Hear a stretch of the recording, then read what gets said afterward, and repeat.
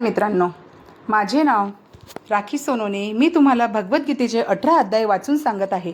आज आहे अध्याय 3.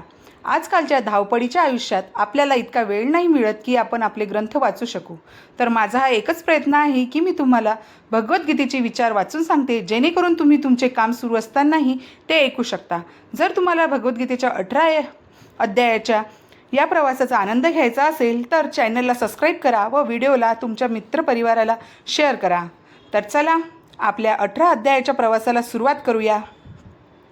अध्याय 3. कर्मयोग. अर्जुन उवाच जायसी चेत कर्मणस्ते मता बुद्धी जनार्दनम तत्कर्मणि घोरे मा नियोजसी केशव. अर्जुन म्हणाला, हे जनार्दन, हे केशव, जर तुम्हाला वाटते की मी बुद्धी ही सकाम कर्मापेक्षा श्रेष्ठ आहे तर तुम्ही मला या घोर युद्धात गुंतण्याचा आग्रह का करीत आहात? आपला जिवलग मित्र अर्जुन याला भौतिक दुःखाच्या महामार्गातून मुक्त करण्याच्या दृष्टीने पुरुषोत्तम भगवान श्रीकृष्णांनी यापूर्वीच्या अध्यायात आत्म्याच्या स्वरूप स्थितीचे विस्तृत वर्णन केले आहे आणि आत्मसाक्षात्काराचा मान्य केलेला मार्ग म्हणजे बुद्धियोग किंवा कृष्ण भावना हा आहे अशी शिफारस केली आहे. काही वेळा कृष्ण भावना म्हणजे निष्क्रियता होय असा गैरसमज केला जातो आणि अशी गैरसमजूत असणारा मनुष्य बऱ्याच वेळा एकांतवासात पवित्र हरिनामाचा जप करून पूर्णपणे कृष्ण भावभावित होण्याकडे प्रवृत्त होतो. परंतु कृष्ण भावनेच्या तत्त्वज्ञानात पारंगत झाल्याशिवाय एकांतस्थळी पवित्र हरिनामाचा जप करणे उचित नाही, कारण अशा ठिकाणी अज्ञानी लोकांकडून एखाद्याला केवळ पोकळ मानसन्मान प्राप्त होईल. अर्जुनालाही वाटले की कृष्ण भावना, बुद्धियोग किंवा आध्यात्मिक पथावरील ज्ञानविषयक बुद्धी म्हणजेच सक्रिय जीवनातून निवृत्त होणे, एकांतवासात जप तप याचे आचरण करणे होय. दुसऱ्या शब्दात सांगायचे तर अर्जुनाला कृष्ण भावनेचे कारण सांगून चतुराईने युद्ध टाळायचे होते. परंतु प्रामाणिक शिष्य म्हणून त्यांनी ही गोष्ट आपल्या गुरुसमोर मांडली आणि श्रीकृष्णांना आपल्यासाठी आचरणीय अशा उचित मार्गाबद्दल प्रश्न केला. याचे उत्तर म्हणून भगवान श्रीकृष्णांनी कृष्ण भावना विविध कर्म किंवा कर्मयोगाचे विस्तृत वर्णन या 3 अध्यायामध्ये केले आहे. व्यामिश्रेणेव वाक्येन बुद्धिमोहयसीव मे तदेक वद निश्चित्य येन श्रेयोऽहमाप्नुयाम्. तुमच्या संदिग्ध बोलण्यामुळे माझी बुद्धी गोंधळून गेली आहे, म्हणून यापैकी कोणती गोष्ट माझ्यासाठी सर्व दृष्टींनी श्रेयस्कर आहे ते कृपया निश्चितपणे मला सांगा. यापूर्वीच्या अध्यायात भगवद्गीतेचे प्रास्ताविक निवेदन म्हणून सांख्ययोग, बुद्धियोग, बुद्धीद्वारे इंद्रिय निग्रह, निष्काम कर्म आणि नवसाधकांची स्थिती इत्यादी विविध मार्गांचे वर्णन करण्यात आले आहे. पण या सर्वांची मांडणी पद्धतशीरपणे करण्यात आली नव्हती, म्हणून आकलन किंवा बोध होण्यासाठी आणि आचरण करण्यासाठी या गोष्टींची सुसंबद्ध मांडणी आवश्यक होती. यावास्तव वरकरणी गोंधळात टाकणाऱ्या गोष्टीचे स्पष्टीकरण अर्जुनाला हवे होते, ज्यामुळे सर्वसाधारण लोकही विपर्यास न करता त्याचा स्वीकार करू शकतील.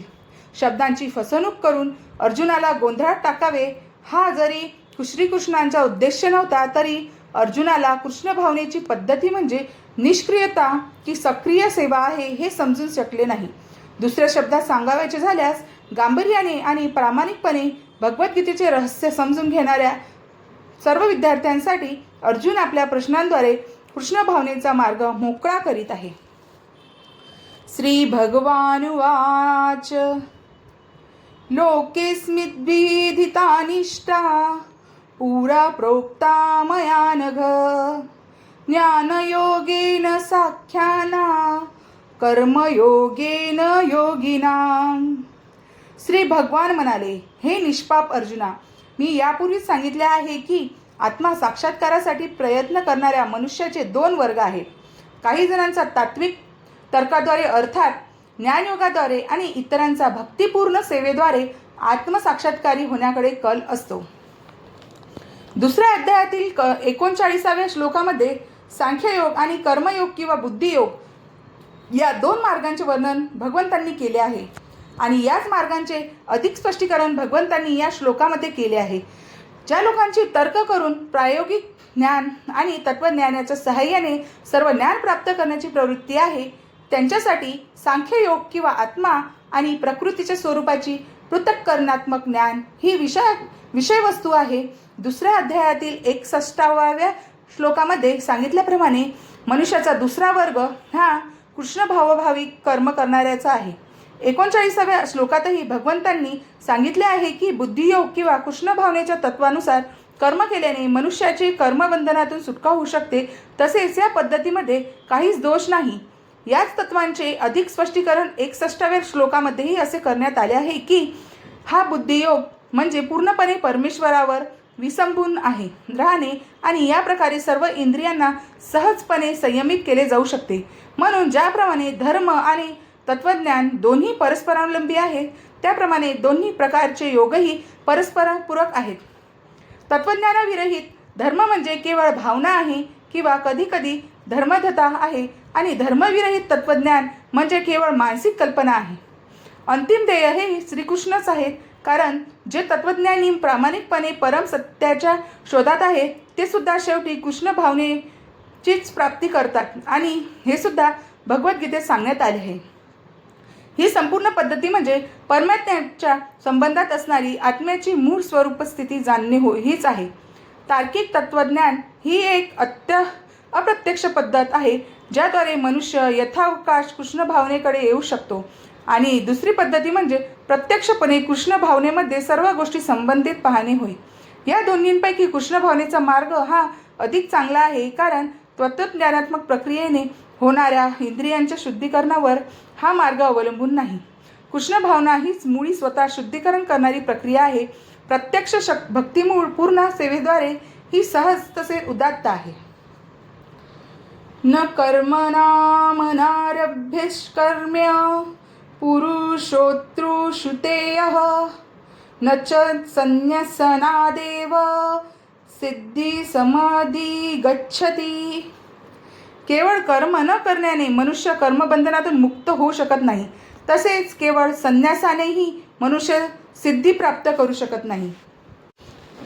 भौतिकवादी मनुष्याचे हृदय पवित्र करण्यासाठी नेमून दिलेल्या विहित कर्माचे पालन करून शुद्ध झाल्यावरच एखाद्या जीवनामध्ये संन्यासाश्रम स्वीकार करू शकतो. शुद्धतेशिवाय आकस्मिकपणे जीवनातील चौथ्या आश्रमाचा स्वीकार करून सिद्धी प्राप्त होऊ शकत नाही. प्रायोगिक तत्वज्ञानी लोकांनुसार केवळ संन्यासाश्रम स्वीकारल्याने किंवा सकाम कर्मातून निवृत्त झाल्याने मनुष्य त्वरित नारायणप्रमाणेच होतो, परंतु श्रीकृष्ण या तत्वाला मान्यता देत नाहीत. हृदयशुद्धीशिवाय संन्यास हा सामाजिक व्यवस्थेमध्ये केवळ गोंधळच निर्माण करतो. याउलट आपले विहित कर्म न करता एखादा जर भगवंताच्या दिव्य सेवेचा स्वीकार करीत असेल तर त्याने या मार्गामध्ये केलेल्या कितीही प्रगतीचा स्वीकार भगवंत करतात. नहि कच्चिच्छ्रणामपि जातु निष्ठत्य कर्मकृत कार्यते ह्यवश कर्म सर्व प्रकृती जयगुणे. प्राकृतिक गुणांपासून प्राप्त झालेल्या गुणांनुसार मनुष्याला असहाय्यपणे कर्म करण्यास भाग पाडले जाते. म्हणून कोणालाही एक क्षणभर सुद्धा काही कर्म करण्यापासून परावृत्त होता येत नाही. सतत क्रियाशील राहणे हा देहधारी जीवनाचा प्रश्न नसून आत्म्याचा स्वभावच आहे. आत्म्याच्या उपस्थिती वाचून भौतिक शरीर हालचालही करू शकत नाही. भौतिक शरीर हे मृत यंत्राप्रमाणे आहे जे आत्म्याद्वारे चालविले जाते. हा आत्मा सतत क्रियाशील असतो व तो क्षणभरही थांबू शकत नाही.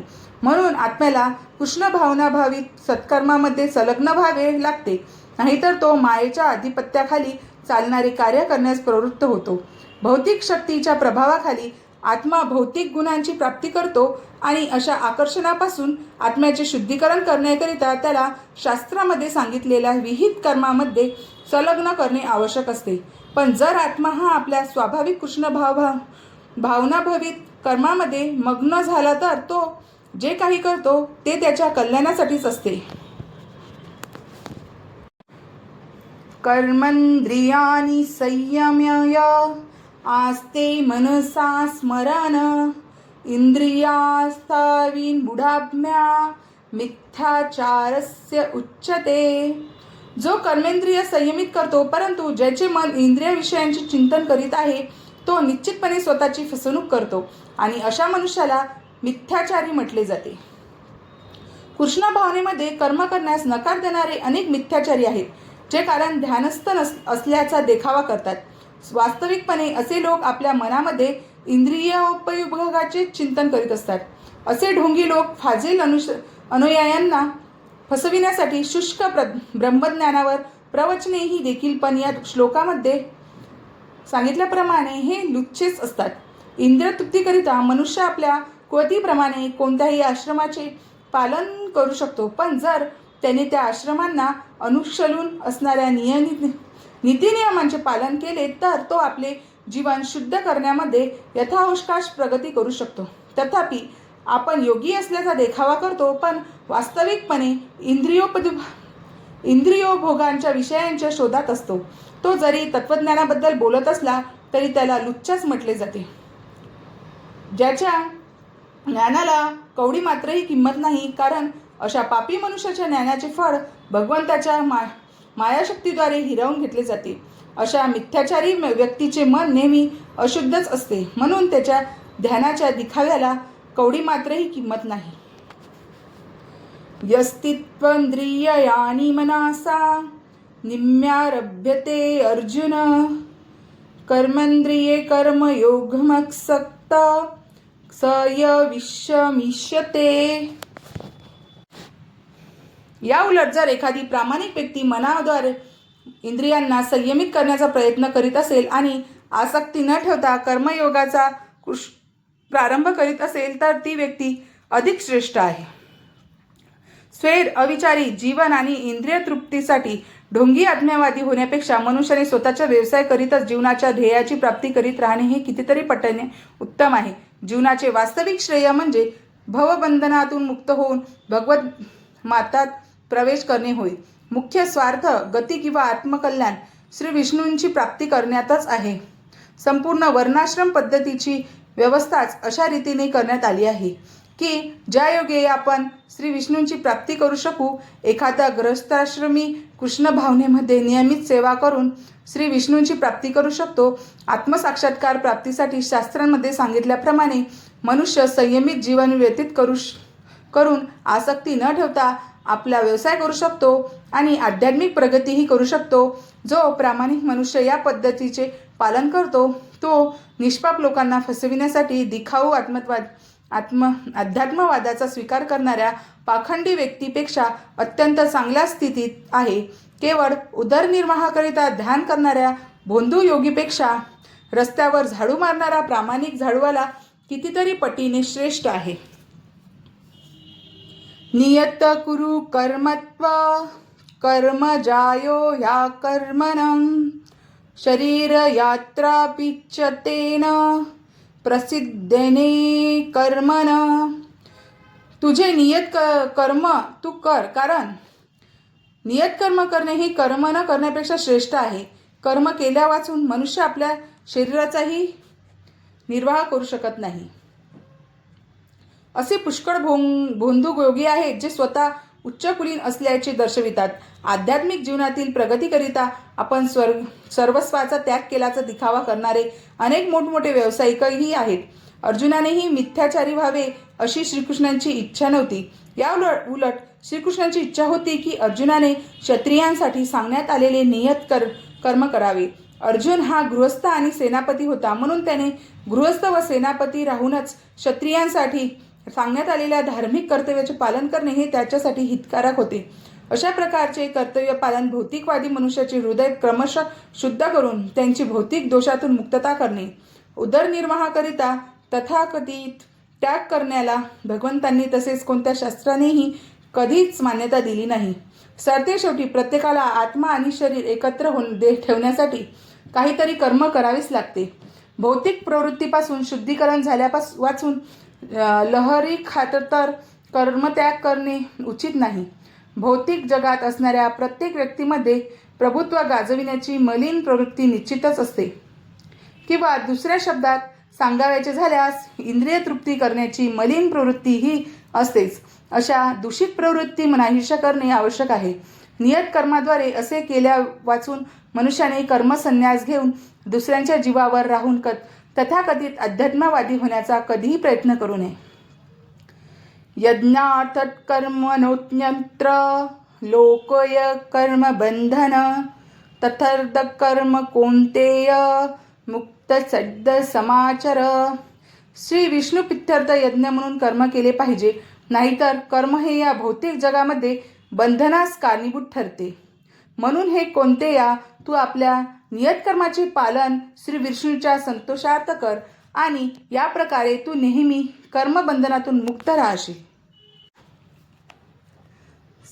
सहयज्ञाज प्रजा सृष्टा पुरोवाच प्रजापती अनेन प्रविश्यध्वमेश वो सृष्टिकामधुकम. सृष्टीच्या आरंभी प्रजापतीने श्री विष्णू प्रीत्यर्थ यज्ञासहित मनुष्य आणि देवतांना निर्माण केले आणि त्यांना वरदान देऊन म्हणाले की तुम्ही या यज्ञापासून सुखी व्हा, कारण यज्ञ केल्याने सुखी राहण्यासाठी आणि मोक्ष प्राप्ती करण्यासाठी आवश्यक त्या सर्व गोष्टी तुम्हाला सहजपणे प्राप्त होतील. देवान भावयतानेन ते देवा भावयन्तु परस्पर भवयन्तय श्रेय परम वात्पस्त्य. यज्ञाने संतुष्ट झालेल्या देवदेवता तुम्हालाही संतुष्ट करतील आणि या प्रकारे मनुष्य आणि देवदेवता यांच्यामधील परस्पर सहयोगाने सर्वांसाठी सर्वत्र समृद्धीचेच साम्राज्य पसरेल. इष्टान भोगानि वो देवा दास्यते यज्ञ भाविता दर्दत्ता प्रयोभ्यो भूडस्तेन एव स. विविध जीवनावश्यक वस्तूच्या अधिकारी असणाऱ्या देवदेवता ज्यावेळी यज्ञ करण्यामुळे संतुष्ट होतील तेव्हा ते तुमच्या सर्व गरजा पुरवतील. पण अशा वस्तू पुन्हा देवतांना अर्पण न करता जो त्याचा भोग घेतो तो निश्चितपणे चोरच आहे. यज्ञशिष्टा क्षीण संतो मुच्छन्ते सर्व किल्बिषे भुज्यन्ते त्वघ पापाये पश्चात्तात्मा कारणात. भगवत भक्त हे सर्व प्रकारच्या पापातून मुक्त होतात, कारण ते सर्वप्रथम यज्ञाला अर्पण केलेले अन्न ग्रहण करतात. इतर लोक जे आपल्या स्वतःच्या इंद्रिय भोगाकरिता भोजन बनवितात ते खरोखर केवळ पापच भक्षण करतात. अन्नात् भवन भूतानि पूर्वज्ञादन्न संभव यज्ञात् भवति पर्जन्यो यज्ञ कर्म समृद्धवे. सर्व प्राणी मात्र अन्नधान्यावर जगतात, जे पावसापासून उत्पन्न होते. पाऊस यज्ञापासून उत्पन्न होतो आणि यज्ञ विहित कर्मापासून होतो. कर्म बाह्योद्य विद्धि ब्रह्माक्षर समृद्भव तस्मात् स्वर्गत ब्रह्म नित्य यज्ञे प्रतिष्ठिनम. वेदांमध्ये नियम कर्म करण्यात आली आहेत आणि वेद साक्षात पुरुषोत्तम श्री भगवान यांच्यापासून प्रकट झाले आहेत. म्हणून सर्वव्यापी ब्रह्मतत्व हे यज्ञकर्मात शाश्वतरित्या स्थित झाले आहे. एव प्रवृत्तितचक्र नानुवर्तयति हय अघायुरींद्रियारामो मोघ पार्थ स जीवती. हे पार्थ, जी व्यक्ती वेदांद्वारे प्रस्थापित यज्ञचक्रांचे पालन मनुष्य जीवनामध्ये करीत नाही ती निश्चितपणे पापमय जीवन जगते. अशी व्यक्ती केवळ इंद्रिय तृप्तीकरिताच जगत असल्याने व्यर्थच जीवन जगते. काबाड कष्ट करा आणि इंद्रिय भोग घ्या, या भोगवादी तत्वज्ञानाची निंदा या ठिकाणी भगवंतांनी केली आहे. म्हणून ज्यांना या भौतिक जगाचा भोग घ्यायचा आहे त्यासाठी उपयुक्त यज्ञचक्राने पालन करणे आवश्यक आहे. जो अशा नियमांचे पालन करीत नाही तो अधिकाधिक पापी होत गेल्याने अत्यंत संकटपूर्ण जीवन जगत असतो. प्रकृतीच्या नियमानुसार विशेषतया मनुष्य जीवन ही कर्मयोग, ज्ञानयोग किंवा भक्तियोग तिन्हींपैकी कोणत्याही एका मार्गाद्वारे आत्मसाक्षात्काराची प्राप्ती करण्यासाठी आहे. पाप आणि पुण्याच्या पलीकडे असणाऱ्या अध्यात्मवादी लोकांसाठी वेदवर्णित यज्ञाचे कठोरतेने पालन करण्याची आवश्यकता नाही, पण जे इंद्रियतृप्तीमध्ये रत आहेत त्यांच्या शुद्धीकरणासाठी उपयुक्त यज्ञचक्राचे पालन करणे आवश्यक आहे. कर्माचे विविध प्रकार आहेत जे कृष्ण भावनाभावित नाहीत, ते निश्चितपणे इंद्रिय विषयात दंग आहेत, म्हणून त्यांना पुण्यकर्मे करणे जरुरीचे असते. यत्स्वार्मरेरितीव्रेव स्यादात्मतृप्तच्च मानव आत्म्यज्ञेव च संतुष्ट तस्य कार्य न विद्यते. पण जो आत्म्यातच रममाण झाला आहे, ज्यांचे जीवन आत्मसाक्षात्कारी आहे आणि जो पूर्णपणे संतुष्ट होऊन आत्म्यामध्येच समाधानी आहे, त्याला काही कर्तव्य राहत नाही.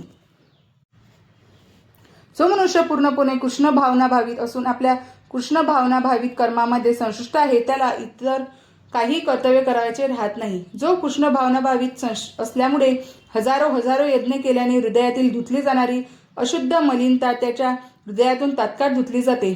चेतनेच्या अशा शुद्धीकरणामुळे मनुष्याला भगवंताशी असणाऱ्या आपल्या शाश्वत संबंधाचे पूर्ण ज्ञान होते. याप्रमाणे भगवत कृपेने त्यांचे कर्तव्य स्वयंप्रकाशित बनते आणि म्हणून त्याला वैदिक आदेशांचे कोणतेही बंधन राहत नाही.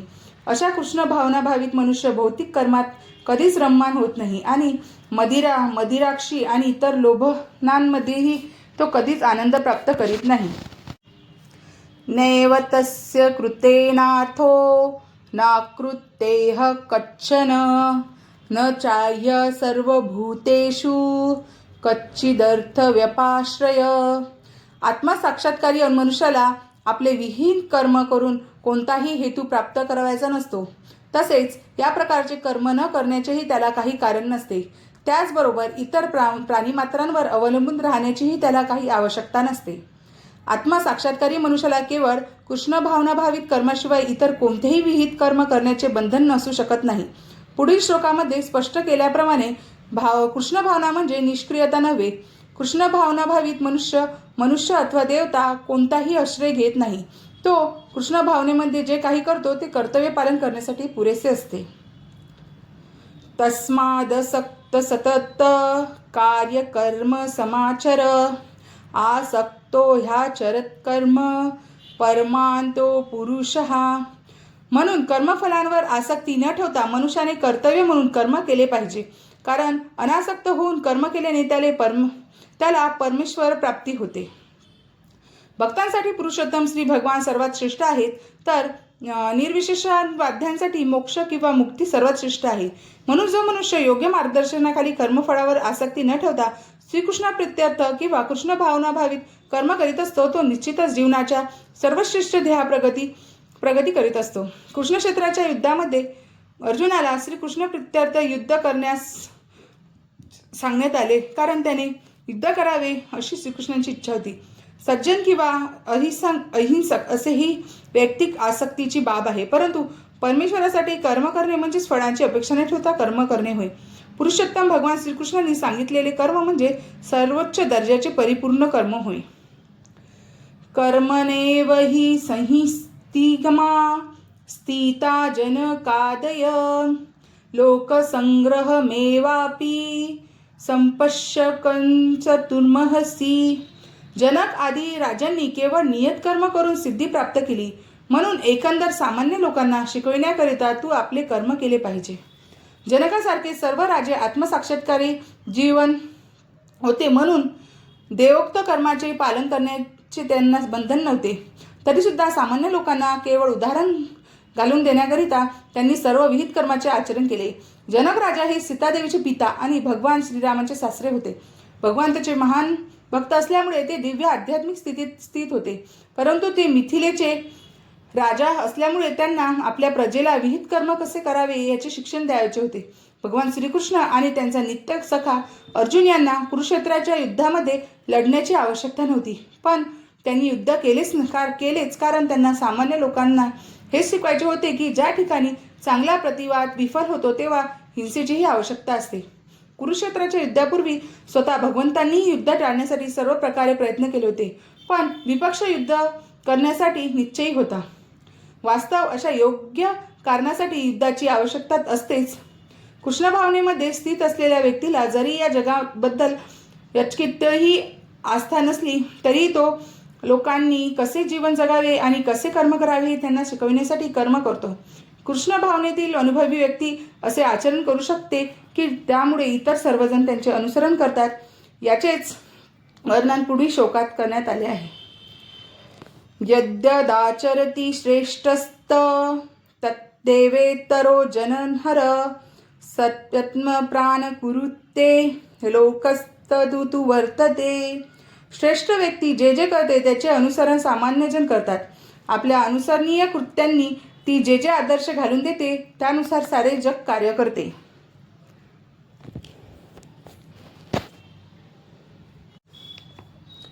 न मे पार्थस्ति कर्तव्य त्रिषु लोकेषु किच्छन नानवाप्तमवाप्यत्य कर्त वर्त एव च कर्मणी. हे पार्थ, या तिन्ही लोकांमध्ये माझ्यासाठी कोणतेही नियत कर्म नाही. मला कशाची उणीव नाही, तसेच मला काही प्राप्त करायची आवश्यकताही नाही आणि तरीसुद्धा मी नियत कर्माचे आचरण करतो. यदि ययन वर्तेय जातु कर्मण्यन्द्रियत मम वर्तानुवर्तते मनुष्या पार्थ सर्वश.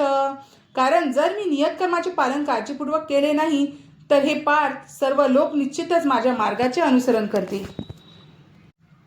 आध्यात्मिक जीवनातील प्रगतीकरिता सामाजिक शांततेचा जर समतोल राखायचा असेल तर प्रत्येक सुसंस्कृत व्यक्तीसाठी परंपरागत असे कौटुंबिक रीतिरिवाज आहेत. जरी असे नीतिनियम भगवान श्रीकृष्णासाठी नमूद शुद्धबद्ध जीवांसाठी असले तरी ती धर्माचे संस्थापक करण्यासाठी अवतरित झाले होते. म्हणून त्यांनी सर्व नियमांचे पालन केले. अन्यथा ते सर्वश्रेष्ठ अधिकारी असल्यामुळे सामान्य लोकांनी त्यांच्या पदचिन्हाचे अनुसरण केले असते. श्रीमद भागवतावरून आपल्याला समजते की भगवान श्रीकृष्ण गृहस्थाने पाळावयाच्या सर्व धार्मिक कर्तव्याचे पालन करीत होते. उत्सीदेयुरिमे लोकान कुर्या कर्म चेदहं सकर्म्य च कर्तायस्य मुपहन्यामि प्रजापते. मी जर नियत कर्म केले नाही तर हे सर्व ग्रहलोक नष्ट होऊन जातील. अनावश्यक लोकसंख्या उत्पन्न करण्यास मीच कारणीभूत होईल आणि त्यामुळे सर्व प्राणी मात्रांच्या शांततेचा मी विनाशक होईल. सक्ता कर्मण्य विद्वांसो यथा कुर्वन्ति भारत कुर्याद्विस्तास्तस्थासक्त चित्तित्म कुर्ले संग्रहम. ज्याप्रमाणे यज्ञांनी लोकफलांच्या आसक्तीने आपले कर्म करतात त्याचप्रमाणे लोकांना योग्य मार्गावर नेण्याकरिता विद्वान मनुष्याने अनासक्त होऊन कर्म करावे. कृष्ण भावनाभाविक असलेले व्यक्ती व कृष्ण भावनाभाविक नसलेली व्यक्ती यामध्ये त्यांच्या भिन्न इच्छानुसार भेद केला जातो. कृष्ण भावनाभाविक व्यक्ती कृष्ण भावनेच्या प्रगतीसाठी अयोग्य अशी कोणतीही गोष्ट करीत नाही. कृष्ण भावनाभावित मनुष्य हा भौतिक कर्मामध्ये अतिशय आसक्त असणाऱ्या अज्ञानी व्यक्तीप्रमाणेच कर्म करतो. परंतु तो श्रीकृष्णाच्या संतुष्टीसाठी असे कर्म करतो, तर अज्ञानी व्यक्ती आपल्या इंद्रिय तृप्तीसाठी असे कर्म करीत असतो. म्हणून कृष्ण भावनाभाविक व्यक्तीने कर्म कसे करावे आणि कर्मफल कृष्ण भावनेच्या हेतुपुरते प्रित्यर्थ कसे उपयोगात आणावे हे सामान्य लोकांना दाखविणे आवश्यक आहे. न बुद्धिभेद जनयद ज्ञाना कर्म सद्दिनाम जोषयेत सर्व कर्माणी विद्वानुक्त समाचरण. नियत कर्माच्या फलामध्ये आसक्त असणाऱ्या अज्ञानी मनुष्याचे मन विचलित होऊ नये म्हणून विद्वान व्यक्तीने त्यांना कर्म थांबविण्यात प्रेरित करू नये. याउलट भक्तिभावाने कर्म करून त्याने त्या लोकांना सर्व प्रकारच्या कार्यामध्ये युक्त करावे.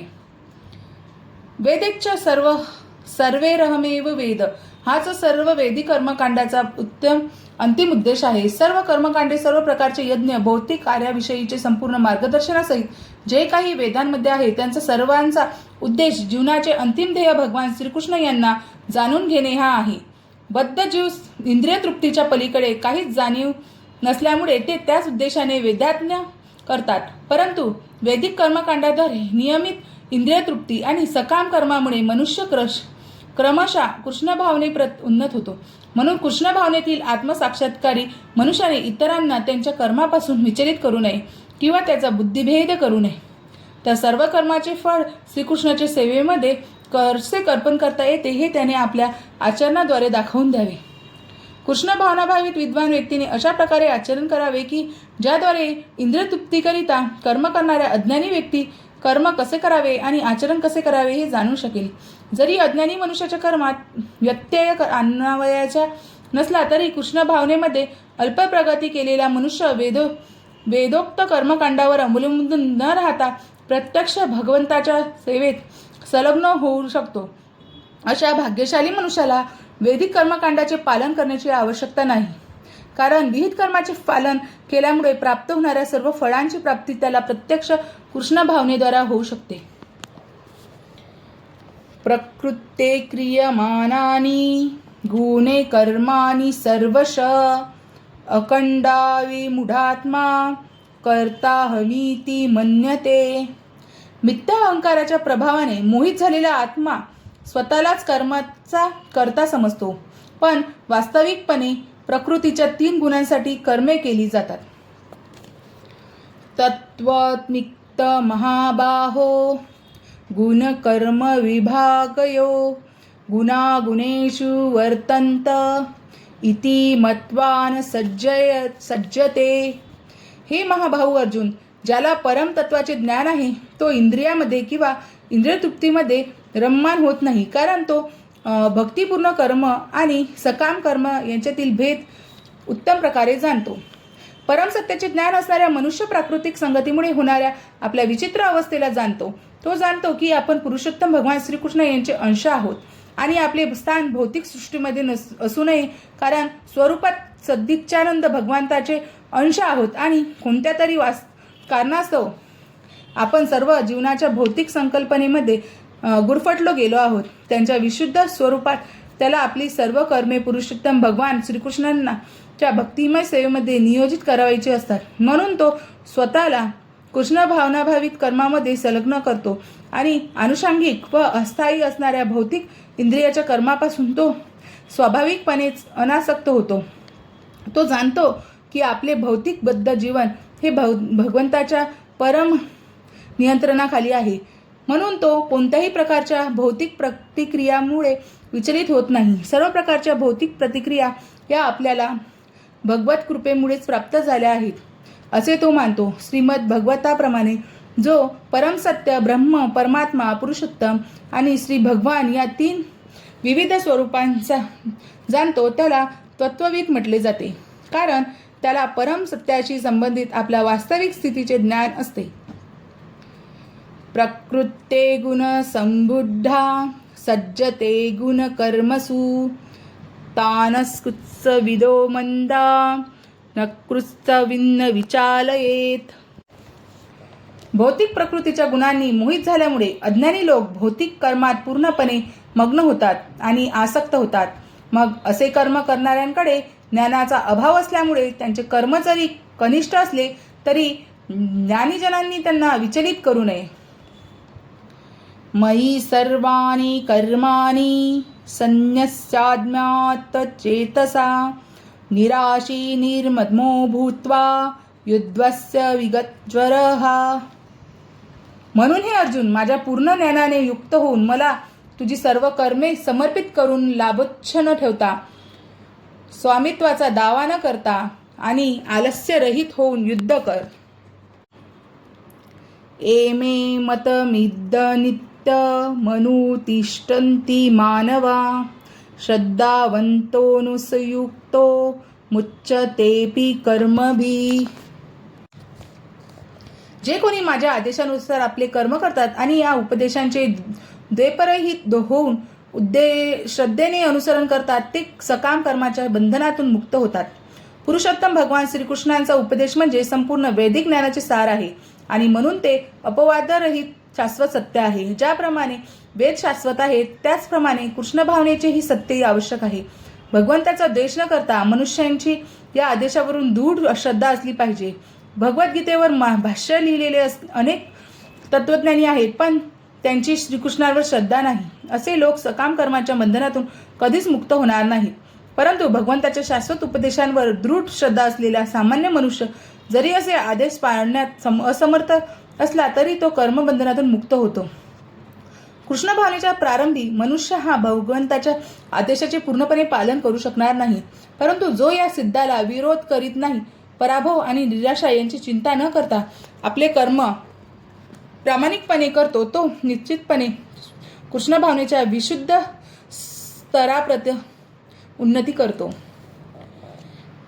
एत्वेतम्य सुयंतो नानुतिष्ठन्ति मे मतम् सर्वज्ञान विमूढास्ता विंदी नष्टान चेतस.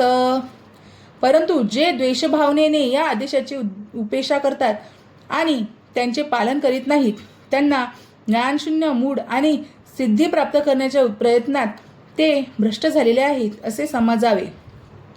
कृष्ण भावनिक न होण्याचा दोष या श्लोकात स्पष्टपणे सांगितला आहे. त्याप्रमाणे उच्च शासकीय अधिकाऱ्याच्या आज्ञेचा भंग केल्यास शिक्षा होते, त्याचप्रमाणे पुरुषोत्तम भगवान यांची अवज्ञा केल्यास निश्चितच शिक्षा होते. अवज्ञा करणारा व्यक्ती कितीही महान असला तरी तो हृदयशून्य असल्यामुळे त्याला स्वतःच्या आत्म्याविषयी तसेच परब्रह्म, परमात्मा आणि भगवान यांच्याविषयी सुद्धा अज्ञान असते. म्हणून त्याच्यासाठी जीवनसिद्धीची मुळीच आशा नसते. सदृश्य चेष्टते स्वस्या कृते ज्ञानवानपि प्रकृत्यान्ति भूतानि विग्रह की करिष्यति. ज्ञानी मनुष्यसुद्धा आपल्या स्वतःच्या प्रकृतीनुसार कार्य करतो, कारण प्रत्येकजण 3 गुणांद्वारे प्राप्त झालेल्या प्रकृतीनुसार कार्य करतो. बरेच निग्रह केल्याने काय साधणार आहे? जोपर्यंत मनुष्य कृष्ण भावनेच्या दिव्य स्तरामध्ये स्थित होत नाही, तोपर्यंत तो भौतिक प्रकृतीच्या गुणांच्या प्रभावातून मुक्त होऊ शकत नाही. याची पुष्टी भगवंतांनी 7व्या अध्यायात केली आहे. म्हणून भौतिकदृष्ट्या अत्यंत उच्च शिक्षित मनुष्यालाही केवळ सौदांतिक ज्ञानाद्वारे किंवा शरीरापासून आत्म्याला पृथक करण्याने मायेच्या जंजाळातून मुक्त होणे शक्य नाही. असे अनेक कथाकथित अध्यात्मवादी आहेत, जे वरकरणी ज्ञानामध्ये आपण बरेच प्रगत आहोत असे दर्शवितात, पण अंतस्था किंवा खाजगी रीतीने ते दुस्तर अशा विशिष्ट प्राकृतिक गुणांच्या पूर्णपणे अधीन झालेले असतात. शैक्षणिकदृष्ट्या एखादा अत्यंत विद्वान असू शकतो, पण भौतिक प्रकृतीशी त्याने दीर्घकाळासाठी संग केल्याने तो बद्धच आहे. भौतिक अस्तित्वासाठी एखादा जरी आपल्या विहित कर्मामध्ये मग्न असला तरी त्याला भौतिक जंजाळातून मुक्त होण्यास कृष्ण भावना सहाय्यक ठरते. म्हणून पूर्णपणे कृष्ण भावनाभाविक झाल्याशिवाय मनुष्याने आपल्या नियत कर्माचा त्याग करू नये. अचानकपणे कोणतीही नियत कर्माचा त्याग करून कृत्रिम रीतीने तथाकथित योगी किंवा आत्मवादी होऊ नये. त्याने आपल्या प्राप्त परिस्थितीत स्थिर राहून उत्तम प्रशिक्षणाखाली कृष्ण भावनेची प्राप्ती करण्याचा प्रयत्न करणे योग्य आहे.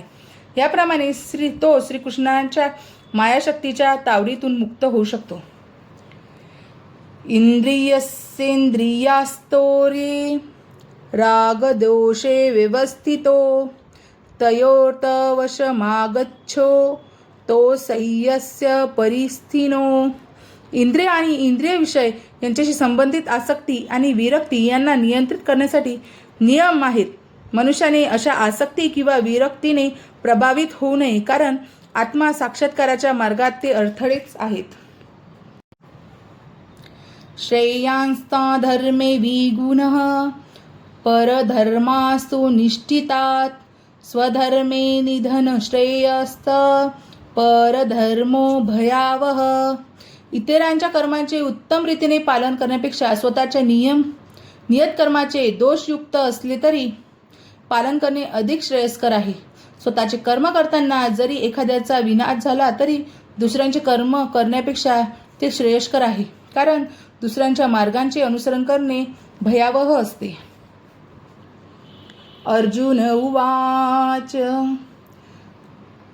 अथ केन प्रयुक्तोय पापचरति पुरुषः अनिच्छन्नपि वार्णेय बलादीव नियोजित. अर्जुन म्हणाला, हे विष्णुवंशजा, कशामुळे मनुष्य त्यांची इच्छा नसतानाही जणू काही बळेच पापकर्मे करण्यास प्रेरित होतो. जीवन हा भगवंतांचा अंश असल्यामुळे मूलतः आध्यात्मिक विशुद्ध आणि सर्व भौतिक कल्पनांपासून मुक्त असतो. म्हणून स्वभावातच तो भौतिक जगाच्या पापामुळे प्रभावित होत नाही. परंतु जेव्हा तो भौतिक प्रकृतीशी संबंधित असतो तेव्हा तो निसंकोचपणे अनेक पापमय मार्गाचे आचरण करतो. कधी कधी या प्रकारचे आचरण करण्याची त्याची इच्छाही नसते. या वास्तव जीवाच्या विकृत स्वभावाबद्दल अर्जुनाने श्रीकृष्णांना विचारले प्रश्न समर्पक होता. जरी काही वेळा जीवाला पाप करायचे नसले तरी त्याला बरेच पाप करण्याचं भाग पाडले जाते. तथापि पाप कर्म करण्यास अंतर्यामी परमात्मा प्रेरित करीत नसून इतर कारणांमुळे पापकर्मे घडतात. त्यासंबंधी पुढील श्लोकात भगवंतांनी सांगितले आहे. श्री भगवान उवाच काम एष क्रोध एष रजोगुण समृद्भव महाशनो महापाश्मा विद्यधेयनमिवेरिनम. श्री भगवान म्हणाले, हे अर्जुना, रजोगुणाच्या संपर्कातून उत्पन्न झालेला हा काम आहे आणि नंतर तो क्रोधामध्ये रूपांतरित होतो. तोच या जगताचा सर्वभक्षक महापापी शत्रू आहे. धूमेनार्वीयते व्यर्हि यथा दशो मलेन च यथोब्लेनावृत्तो गर्भस्तथा तेजदमावृतम. ज्याप्रमाणे धुराने अग्नी, धुळीने आरसा आणि वारेने गर्भ वेष्टीला जातो, त्याचप्रमाणे जीव या कामाद्वारे विविध प्रमाणात आच्छादिला जातो. आवृत्त ज्ञानमेतेन ज्ञानिनो नित्यवैरिणा कामरूपेण कौन्तेय दुष्परेणानलेन च. याप्रमाणे ज्ञानी जीवाची शुद्ध चेतना त्यांच्या कामरूपी नित्य शत्रूद्वारा आच्छादिली जाते. काम कधीच संतुष्ट होत नाही आणि तो अग्निप्रमाणे जळत राहतो. मनस्मृती म्हटले की ज्याप्रमाणे इंधनाच्या निरंतर पुरवठ्याने अग्नी विझला जात नाही, त्याप्रमाणे अमर्यादित इंद्रिय तृप्ती केली तरी काम तृप्त होऊ शकत नाही. भौतिक जगतामध्ये सर्व क्रियांचा केंद्रबिंदू मैथुन हाच आहे आणि म्हणून भौतिक जगताला मैथुन्य आगार किंवा संभोग जीवनाची बेडी असे म्हटले जाते. एका सामान्य कारागृहात गुन्हेगारांना गजाआड ठेवण्यात येते. त्याचप्रमाणे भगवंताच्या नियमांची अवज्ञा करणाऱ्या गुन्हेगारांना मैथुन जीवनाची बेडी घातली जाते. इंद्रियतृप्तीवर आधारित भौतिक संस्कृतीची प्रगती ही जीवात्म्याच्या भौतिक अस्तित्वाची कालमर्यादा वाढविण्यास कारणीभूत ठरते. म्हणून हा काम म्हणजे अज्ञानाचे प्रतीक आहे आणि या कामामुळे जीवाला भौतिक जगतात राहणे भाग पाडले. जेव्हा मनुष्य इंद्रियतृप्तीचा भोग घेतो तेव्हा त्याला थोड्याफार सुखाची अनुभूती होत नसेल, पण तथाकथित सुखाचा तो अनुभव हा इंद्रिय भोग करणाऱ्याला परम शत्रू आहे. इंद्रियाणी मनोबुद्धी रस्याधिष्ठान मुच्यते एते विर्मोहन्यतेश ज्ञानमातृदेहिनम. इंद्रिय, मन आणि बुद्धी ही या कामाची निवस्थाने आहेत. यांच्याद्वारे काम आत्म्याच्या शुद्ध ज्ञानाला आच्छादित करतो आणि त्याला मोहित करतो. शत्रूने बद्ध जीवनाच्या शरीरातील निरनिराळ्या महत्त्वांची ठिकाणे काबीज केली आहेत. म्हणून ज्या मनुष्याला या शत्रूंवर विजय प्राप्त करायचा आहे त्याने शत्रू कोठे सापडेल हे जाणावे. यासाठीच भगवान श्रीकृष्ण शत्रूचे कठीण करीत आहेत. मन हे इंद्रियाच्या सर्व कृतीचे केंद्रबिंदू आहे. जेव्हा आपण इंद्रिय विषयांबद्दल ऐकतो तेव्हा साधारणपणे मन हे इंद्रिय दृष्टीबद्दलच्या सर्व कल्पनांचे आगर बनते व परिणामी मन आणि इंद्रिय कामाची भांडारे बनतात. नंतर बुद्धिविभाग अशा कामप्रवृत्तीचे भांडवल बनते. बुद्धी ही जीवात्म्याची अत्यंत निकटवर्ती आहे. कामुक बुद्धीच आत्म्याला मिथ्या अहंकार प्राप्त करण्यासाठी कामुक प्रवृत्तीशी तसेच मन आणि इंद्रियाशी तादात्म्य करण्यास प्रभावित करते. जो मनुष्य या त्रिधातू निर्मित शरीरालाच आत्मा समजतो, शरीराच्या उपफलांना स्वतःचे नातलग मानतो, आपले जन्मस्थान पूजनीय मानतो आणि दिव्यज्ञानी पुरुषांना भेटण्याऐवजी केवळ स्नान करण्यासाठीच तीर्थस्थळांची यात्रा करतो, तो एखाद्या गाढवाप्रमाणे किंवा गायीप्रमाणे आहे. तस्मात्त्वमिन्द्रियाण्यदो नियम्य भरतर्षभ पाशपान प्रजहिहेन ज्ञानविज्ञाननाशनम. म्हणून हे भरतवर्षभ, अर्जुन, इंद्रियांचे नियमन करून पापाच्या ह्या महान प्रतीकांचा प्रारंभीच विग्रह कर आणि आत्मसाक्षात्काराच्या ज्ञानाचा विनाश करणाऱ्या या कामाचा वध कर. भगवंतांनी अर्जुनाला प्रथम पासूनच इंद्रिय संयम करण्याचा सल्ला दिला, ज्यामुळे तो महान पापमय शत्रूचा कामाचा विग्रह करू शकेल. हा काम आत्मसाक्षात्काराची तीव्र इच्छा तसेच आत्म्याचे ज्ञान नष्ट करतो. ज्ञान म्हणजे इतर गोष्टीहून भिन्न असणाऱ्या आत्म्याचे ज्ञान किंवा आत्मा म्हणजे शरीर नव्हे हे ज्ञान होय. विज्ञान म्हणजे आत्म्याची स्वरूपस्थिती आणि त्याचा परमात्म्याशी संबंध याचे विशिष्ट ज्ञान होय. इंद्रियाणि पराण्यहुरी इंद्रियभ्ये परमनः मनसत्तु परा बुद्धिर्यो बुद्धे परस्तु सहय. कार्य करणारी इंद्रिये जड प्रकृतीपेक्षा श्रेष्ठ आहे. मन इंद्रियांपेक्षा श्रेष्ठ आहे. बुद्धी मनापेक्षाही श्रेष्ठ आहे आणि तो बुद्धीपेक्षाही श्रेष्ठ आहे. एव बुद्धे परबद्धत्वा सत्यभ्यात्ममात्मना जहि शत्रु महाबाहो कामरूप दुरासदम. याप्रमाणे आपण स्वतः भौतिक इंद्रिय, मन आणि बुद्धी याच्यापेक्षा श्रेष्ठ आहोत असे जाणून हे महाभाव अर्जुन, मनुष्याने विचारपूर्वक आध्यात्मिक बुद्धीद्वारे मनाला स्थिर केले पाहिजे आणि याप्रमाणे आध्यात्मिक शक्तीद्वारे या कामरूपी अतृप्त शत्रूवर विजय प्राप्त केला पाहिजे. श्रीमद भगवद्गीतेचा हा 3रा अध्याय निश्चितपणे कृष्ण भावनेकडे निर्देश देताना सांगतो की मनुष्याने निर्विशेष शून्यवाद हेच अंतिम ध्येय न मानता भगवंताचा शाश्वत सेवकरूपी स्वतःचे स्वरूप जाणले पाहिजे. जीवाच्या भौतिक अस्तित्वामध्ये मनुष्य निश्चितपणे कामप्रवृत्ती आणि भौतिक प्रकृतीच्या साधनांवर स्वामित्व गाजविण्याच्या इच्छेने प्रभावित होतो. सर्वांवर स्वामित्व गाजविण्यासाठी आणि इंद्रियतृप्ती करण्याची इच्छा म्हणजे बद्ध जीवांचा महान शत्रूच आहे.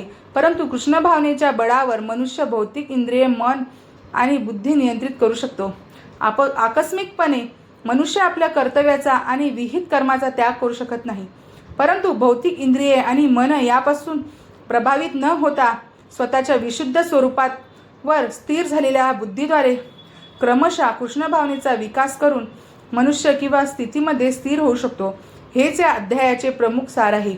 भौतिक जीवनाच्या परिपक्व अवस्थेत तार्किक ज्ञान आणि तथाकथित योगसाधनांच्या साहाय्याने इंद्रिय नियमन करण्याचे कृत्रिम प्रयत्न मनुष्याला कधीच आध्यात्मिक जीवनाप्राप्तीमध्ये सहाय्यक ठरू शकत नाही. श्रेष्ठ बुद्धीद्वारे मनुष्याला कृष्ण भावनेमध्ये प्रशिक्षण मिळणे आवश्यक आहे. अशा प्रकारे भगवद्गीतेच्या कर्मयोग या 3ऱ्या अध्यायावरील भक्तिवेदांश भाष्य संपन्न.